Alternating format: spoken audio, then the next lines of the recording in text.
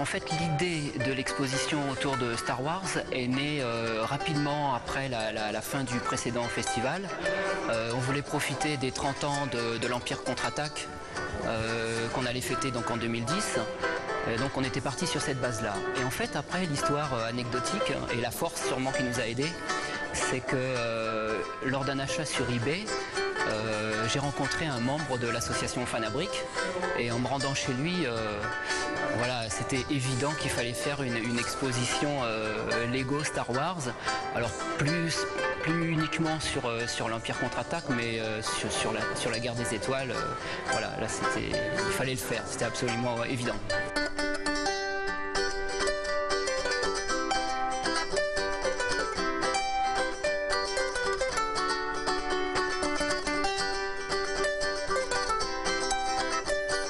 L'association a été créée l'année dernière, début janvier 2009, et regroupe des adultes fans de Lego, de petites briques Lego, et des enfants.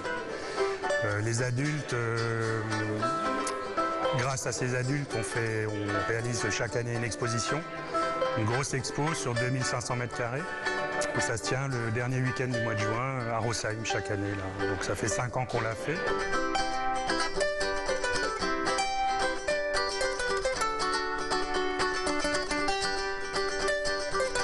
Alors pour l'instant, on a réalisé de belles et grandes choses, on va dire. On a fait la première expo, s'est tenue l'année où le Tour de France était en Alsace, le Tour de France cycliste. Et pour l'occasion, on avait fait un vélo tout en briques, 6 mètres de haut, non, 3,50 mètres de haut, pardon, 6 mètres de long. Donc ça, c'était notre première grosse réalisation. Ensuite, on a construit une Bugatti donc, des années 20, hein, la voiture qu'on connaît, la bleue, le cigare.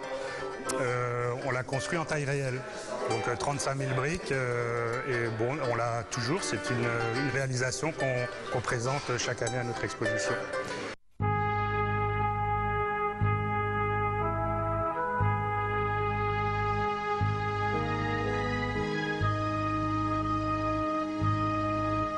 Et sinon, on construit, là cette année par exemple en 2010, c'était le thème l'espace. Donc autant Star Wars que l'espace vendu par Lego, exploré par Lego. Et on a fait de belles réalisations, par exemple on a réalisé à l'échelle 6, c'est-à-dire 6 fois plus gros que le modèle d'origine, des vaisseaux que Lego avait vendus dans les années 80.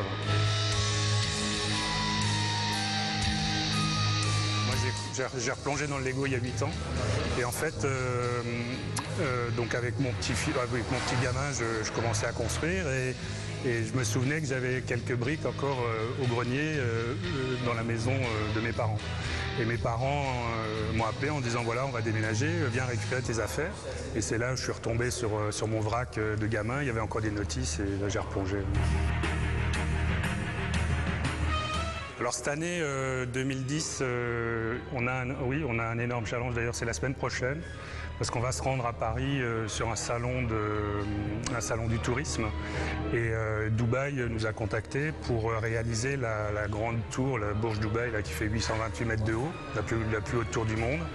Et on va la réaliser en 4 ou 5 mètres, on ne sait pas encore, mais lundi on a rendez-vous là-bas et on commence sur une semaine le montage de cette tour. Et donc au bout de la semaine, la tour sera terminée.